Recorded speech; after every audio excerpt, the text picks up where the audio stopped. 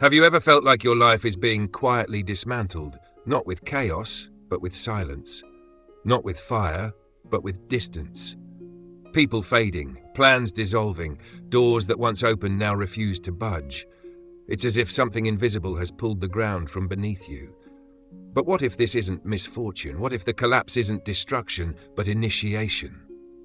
Carl Jung believed that before the true self can emerge, everything false must dissolve. Not just in your mind, but in your relationships, your identity, your energy. This video isn't here to fix the silence you're feeling.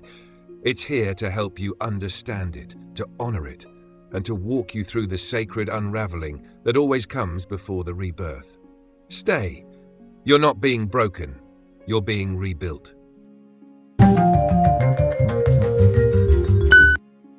Then comes the part no one prepares you for, the unraveling. The life you built with effort, with strategy, with good intentions, suddenly feels foreign. The career that once made you proud now feels like a cage. The friendships you thought were unshakable dissolve into small talk. Even your home, the very space you shaped to feel safe, starts to echo. You look around and ask, when did this stop being mine? Carl Jung understood this collapse not as failure, but as initiation. He called it the sacred dismantling of the false self. Because what no longer aligns with your truth cannot survive the emergence of who you truly are.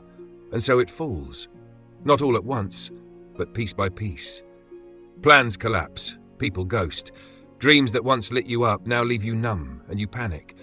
Because we were taught to measure our worth by what stays. So you try to fix it. You over-apologize. You compromise again. You numb the dissonance just enough to keep pretending. But here's the twist. The more you hold on, the more it hurts. Because the collapse isn't the problem. The resistance is. This is not chaos. This is clarity. The universe is not punishing you, it's editing your life. Removing everything built on compromise, performance, and borrowed dreams. You're not losing your life. You're shedding the version of you that lived it. And here's the real question Jung might ask you now. If you didn't have to prove anything, hold anything, or rescue anything, what would you finally let go of? At first, nothing explodes.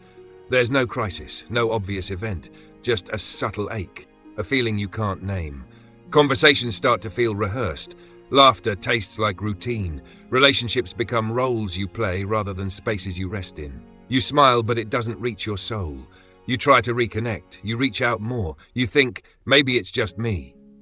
But something in you knows, this is not anxiety. This is not burnout. This is a shedding. Carl Jung believed that transformation begins when the false self becomes unbearable. And that's what this is. You begin to see through your own act. The roles you've mastered, the pleaser, the fixer, the achiever, no longer fit. They itch like borrowed clothes. At first you resist. You blame yourself. You chase what's slipping away. You try harder, but nothing works.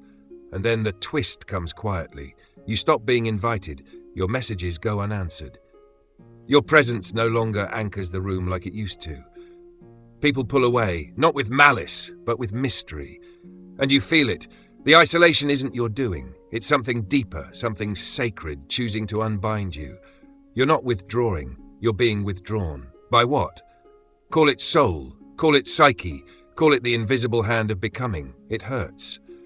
But beneath the ache is truth. You're not breaking down. You're being broken open. So here's the question. When everything that kept you connected begins to dissolve, who do you become when there's no one left to perform for? After the collapse, there is no sudden peace, no revelation, no catharsis, only silence, the kind that lingers, that seeps into your bones, that stares back at you when you check your phone and no one's reaching out. The invitations stop, the distractions vanish, the stage goes dark, and you're left standing in a life with no script. And it feels like abandonment, like exile. But Carl Jung would say, this isn't abandonment, it's access. Access to the unconscious, to the self that only speaks when the noise is gone. At first you resist. You crave the chaos you used to resent. You scroll, you snack, you overthink. But eventually, you sit. You stop searching, you stop performing, and that's when it arrives, not an answer, but a whisper. It doesn't come with logic, it doesn't arrive with clarity. It speaks in sensation. A sentence forms in your chest, not your mind. You were never meant to live disconnected from yourself, and for the first time, you hear it. Not the world, not the old roles, but you. The voice that was buried under years of doing, pleasing, proving, rises quietly. Not to shout, but to remind. This is not emptiness, it's preparation. This is not the end. It's the beginning of your ability to hear truth, not from others, but from within.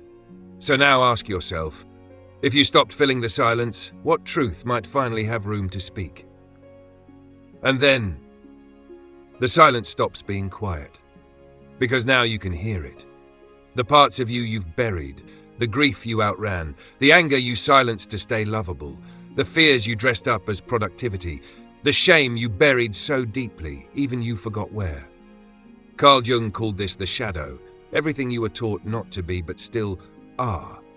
And in the void, with nowhere to hide, the shadow rises. Not to hurt you, but to be seen. You think you're falling apart, but really you're falling inward, into what you've avoided for years. Here comes the twist. This isn't darkness to escape. It's truth to integrate. You don't need to fix it. You need to feel it, name it, hold it without judgment. You start seeing beneath your patterns, the perfectionism rooted in fear, the overachieving rooted in not feeling enough, the pleasing rooted in early wounds. And instead of criticizing yourself, you do something radical. You stay. You stay with the feeling, with the memory, with the messy, unfinished, unfiltered version of you that never got to breathe. And somehow in the staying, you soften. You reclaim what was lost, not because it was bad, but because someone once told you it was too much. Now you know better. This is not a breakdown, this is integration. The holy moment when your shadow stops being a threat and starts becoming a teacher. And so you ask yourself, what if the parts of you you've spent years hiding were never meant to be hidden at all? No one claps. There are no announcements, no final scene where everything clicks into place, no standing ovation when you quietly start becoming who you really are. But something has shifted. It's in the way your breath no longer catches when someone disapproves. It's in the way your body relaxes in spaces that once made you shrink. It's in the way you say no without guilt and yes without performance. Carl Jung believed true transformation begins in the unconscious, long before the surface shows any signs. From the outside, it may look like nothing happened. You still live in the same place. You still have the same name. You still walk through the same world. But you are not the same. You don't need the mask anymore. You don't need to fix every silence with sound. You don't need to shrink so others feel bigger. You're not trying to be understood. You're not chasing clarity. You're not waiting for someone to give you permission. You've remembered something that changes everything. You were never broken. You were buried. And in the silence, you were unearthed. Now you don't rise louder. You rise clearer, softer, stronger, more whole than you've ever been. Not because you became someone else, but because you returned to someone you had forgotten. The one you were before the world told you who to be. So here's the last question. If nothing outside of you ever changes, but you finally feel at home within, is that not transformation? So maybe the silence was never empty. Maybe the collapse wasn't chaos. Maybe the loneliness wasn't a punishment, but an ancient invitation. Not from the world, but from the part of you that remembers what it means to be whole. Carl Jung once said, "The privilege of a lifetime is to become who you truly are." But what if becoming who you are requires first forgetting who you were trained to be?